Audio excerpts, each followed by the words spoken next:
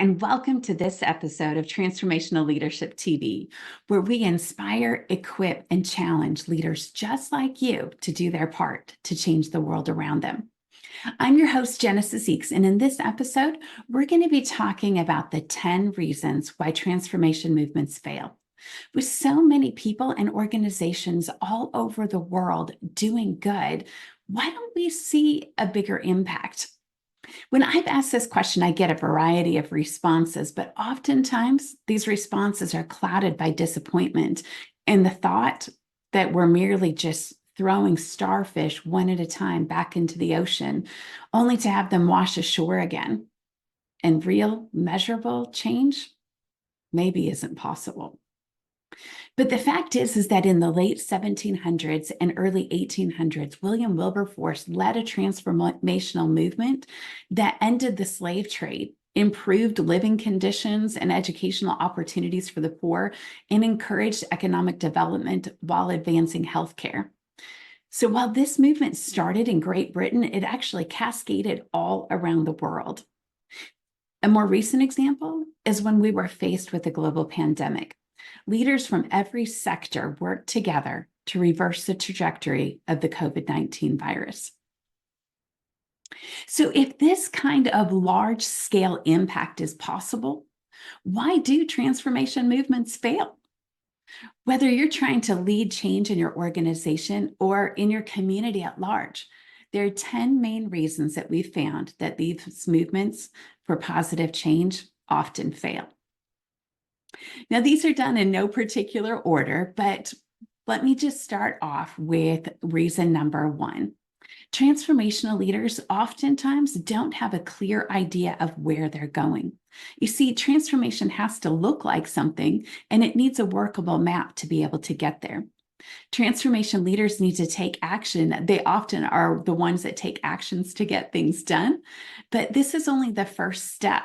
And if a clear vision is not presented and a workable strategy created, then the movement oftentimes fizzles out before it ever gets off the ground.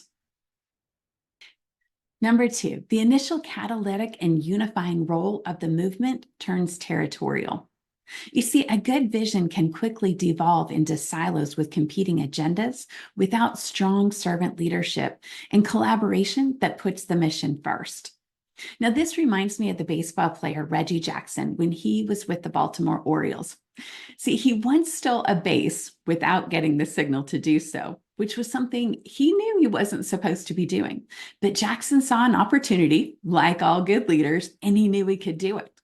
And the fact is, he did. He stole the base. He was successful. But the problem was that Jackson wasn't thinking of the game as a whole. The next batter up in this particular game was Lee May, who was a powerful hitter. But now that the first base was open, the pitcher intentionally walked May. This brought up another batter who had a terrible record against this particular pitcher. And then the manager was forced to put in the pinch hitter because he was trying to get May and Jackson around home so that they could score. The problem was now they didn't have the pinch hitter available later in the game when they needed him most. So just like team sports, transformation initiatives can fail if they become territorial versus keeping the big picture in mind. Number three is not engaging prominent high-level leaders from all streams of influence. Now, there are 8 cultural shaping streams of influence that social scientists have identified: government, business, education, healthcare, faith, arts and entertainment, sports, and media. Now, since culture eats strategy for breakfast, government or business or faith or education alone cannot bring about the culture change that's necessary to sustain powerful, positive change. Number 4. Now, this one's a little bit self-explanatory, but it's when leaders are not able to move beyond talk to take action. You see, it's a lot easier to talk about change than to actually do something that will bring change. But the fact is if we keep doing what we're doing, we're going to keep getting what we've got. Number 5 is leaders are not willing to collaborate outside of their niche to impact the community at large.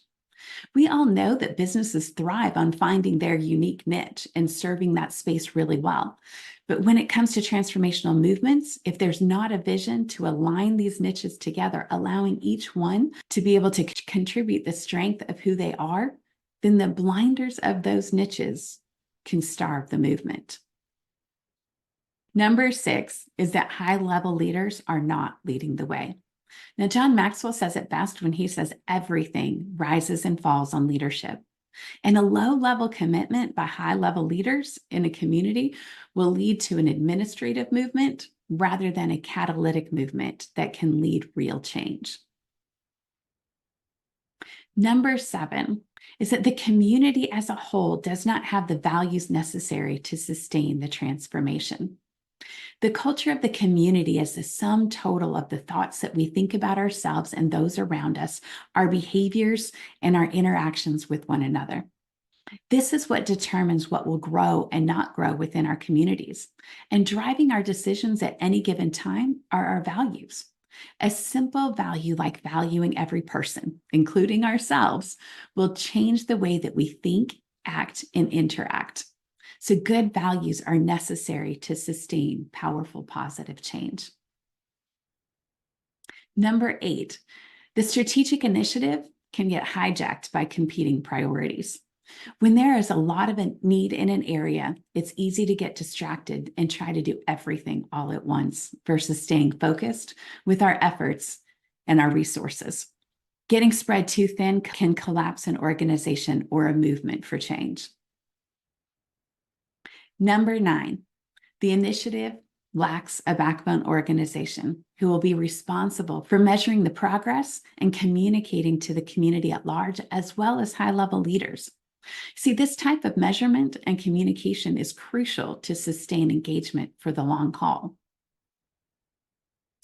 And last but not least, number 10, leaders don't really understand the holistic, comprehensive nature of a transformation movement. And oftentimes they settle for something less. Settling for something less oftentimes looks like treating symptoms rather than addressing root causes. Now, I realize this is a lot to take in. There's 10 major reasons why transformation initiatives fail. But hopefully this will serve as kind of a checklist for you. Because as transformational leaders, we don't just see the problems, but we're actually motivated to do something about it. So whether you're trying to bring about transformational change in your organization or in your community at large, take a look at this list and see if there's something in there that you need to do differently. Let us know which of these 10 reasons why transformational movements fails is resonating with you the most. And then don't forget to like and subscribe so you can stay inspired, equipped, and challenged to change the world around you.